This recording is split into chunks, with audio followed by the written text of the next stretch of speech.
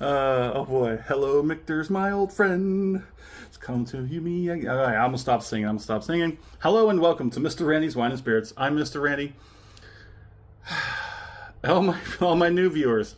I don't know what to say right now, but all my new viewers, you know how it's going. So let's go ahead and get it, shall we? Let's get it.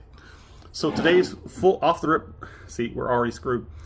Today's off the rip episode is going to be Michter's small batch Kentucky straight bourbon. Yes, for all of you that are new and some of you that not so new but haven't watched the entire library for Mr. Randy's Wine and Spirits YouTube channel, I have done the Michter's American small batch unblended regular American whiskey. I'm still kind of sore about the whole situation because if you don't know about Michter's, you got to get on it. You got to get on it. Even the just standard American unblended, that one is a beautiful thing. The difference between this one and the other one, the American unblended, is that the American unblended is what you get after you've done emptied the barrels and bottled it, and then you take those barrels from this one and you just put it back through the process, and it's like a second barreling, and that's why technically it's not a bourbon, it's American whiskey. Bruh. Anywho, so this is Michter's batch number. Yeah, I don't know anything about that. There, I don't think that's anything to anything, so we'll take that off. Let's do a little bottle tour real quick. Distilled batches according to the Michter's pre-Revolutionary War quality standards back to 1753. It is 45.7% alcohol by volume, which is 91.4 proof. I'll give you a quick look at the backside there.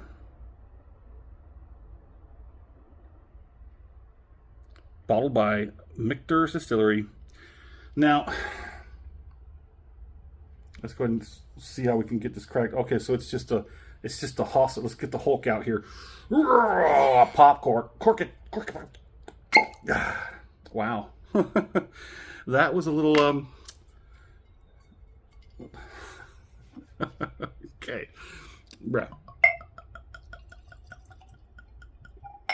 I very much so enjoyed the first Michter's bottle that I had. It's beautiful, beautiful color. This is the actual bourbon. Now, there's this whole Michter's 20 floating around out there. I think that was the bottle to have in 2025, if I'm not mistaken. Everybody was talking about Michter's 20 last year. This year, I hear it's an Evan Williams 22 year. Now, if you know Mr. Randy, you know he loves his Evan Williams. Heaven Hill just makes great stuff. Michter's, let's get on the nose. Okay. I am getting some good pencil eraser with some like artificial sweetener saccharin.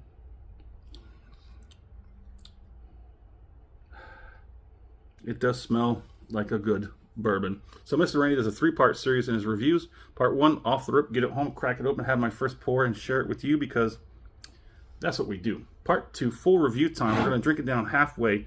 We're going to put the cork back on it, put it back on the shelf, let it sit for a week and a half to 2 weeks. It's on a schedule. While it's sitting on the shelf, being lazy, I'm going to be the active one. I'm going to go to work, and I'm going to go online, find out as much as I can about this. Most of the time I come back with next to nothing. That's fine. Keep your secrets, wizard. I bring it back. We talk about it. I score it, and we continue to drink it because part 3, final pour episode, thusly named, we're going to have that final pour compared to today's first pour off the rip and everything in between. It's been a while since I've had it. That's back in the beginning. That was way back in the beginning of the channel in early of 2025. I just recently had my, I guess my birthday for the channel, where you actually had my very first video that was uploaded and released. I had many videos recorded before I even released a single video. I had a lot of footage that was filmed, it was recorded, it wasn't edited, it was just kind of sitting on a hard drive, waiting for me to stop playing Bump on a Log and get this going. And while I'm mentioning that, here's to you, old guy bourbon. Thanks for getting me out of that bump on the log situation. Sometimes the right person can just say the right thing, and it just spins your head 180, and you start looking at things a little differently. Even if it's just Shia, even if it's Shia, it's like, do it, just do it. What are you waiting for? Do it. That's what old guy Bourbon did to me. And I was like, yeah, let's do it. Let's just do it. And then I started just sort of slap happy, chopping up videos and putting them up there and just throwing anything at the wall and see if they stick. Let's get this first acclimation palating out of the way.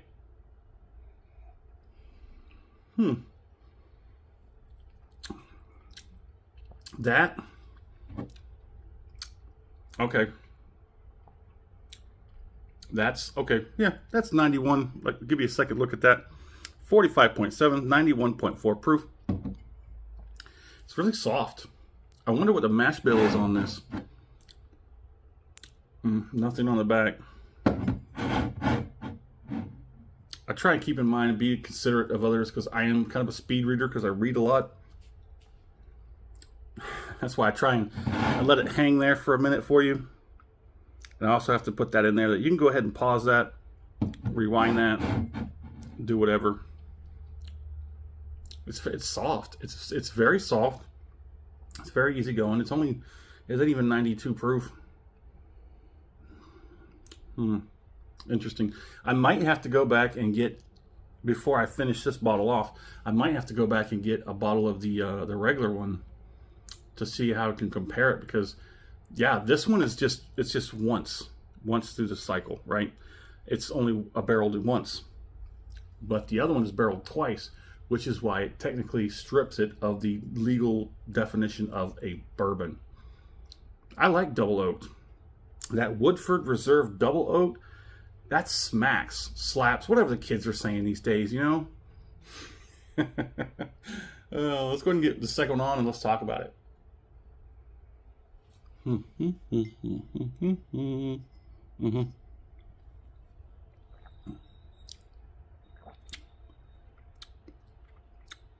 That's pretty good. So that's why we do the we separate those two palatings. We get that initial palate, and then we work it. That's why I talk a lot. I work out the mouth, I work out the cheeks, the jowls, the tongue. I work out those salivatory glands, and I get everything working, and it sort of like washes it clean naturally without having to drink water or something else. I don't want to take away from it the progress we've made. And then we come to that second one. That second one is where everything really wants to come out. Because once we're acclimated properly, the truth comes out. This is actually pretty good. It's better than the initial palating. Or you want a premonition of how the full review is going to go? I think this is going to be a relatively solid bottle. The bourbon inside is easy. I mean, like I said, we're not even 92 proof. But it's quality. There's good quality in this bottle for the low proofage that it is. Now, yeah, I understand there's cask strengths and barrel strengths and all that, and Jack Daniels 131 proofer, and I'm still dreading that full review. I've been slowly just sort of pecking at that thing for a while. That little 375. Ooh, if you'd love to see those videos, you're gonna have to go to the library and find them, hunt those down. Good Lord. I hope it's calmed down. I hope that little thing is calmed down. Whew. Oh man, oh man. Okay, let's go ahead and get this final, this finish on here.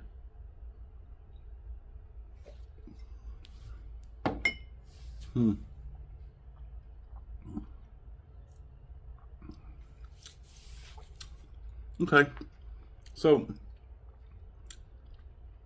I'm getting a little bit on the tongue. That's not a usual thing for Mr. Randy when it comes to bourbon. But every now and then, I'd probably say 2 out of 5 bourbons I have actually give me like a full mouth experience where the tongue is included. I'm not really getting anything on the roof of the mouth. A little bit more on the cheeks than anything else. More on the lips than the gums. Not a whole lot of buildup on the back end. There's not a lot of heat there, but there is some there. This is an easygoing experience.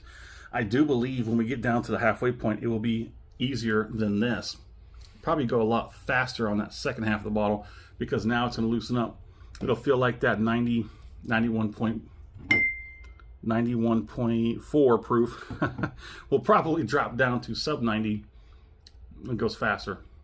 It goes easier to drink. This is a more of a lighter experience when it comes to bourbon.